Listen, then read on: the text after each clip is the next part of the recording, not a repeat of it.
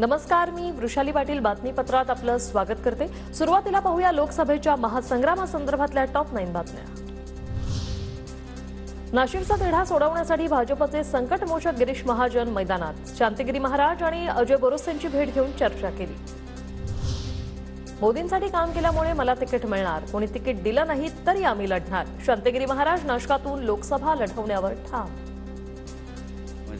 लोकसभेसंदर्भामध्ये आम्ही माननीय प्रधानमंत्री नरेंद्र मोदीजी यांच्यासाठीच काम केले। त्यावेळेला कोणी तिकीट देऊ अगर न देऊ लढायचं आणि जिंकायचं असा आपण निर्णय ठाम ठरलेला आहे। नाशिकसाठी महायुतीचा उमेदवार उद्या जाहीर होईल, गिरीश महाजन यांची माहिती।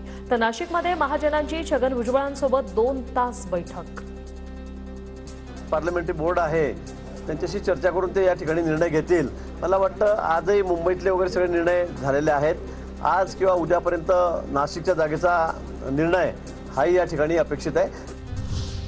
नाशिकमधून उमेदवारी न दिल्यानं विजय करंजकर नाराज। ठाकरेंनी बोलावूनही करंजकरांनी भेट न घेतल्याने करंजकरांच्या बंडखोरीच्या चर्चांना उधाण।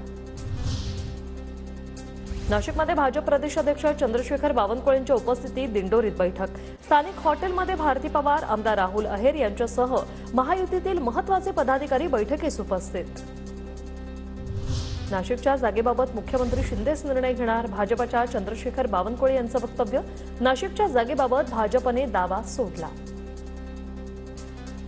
नाशिकची जागा एकनाथ शिंदेजी अजितदादा बसून ठरवणार आहे, हा निर्णय महायुतीमध्ये एकनाथ शिंदेजी घेतील।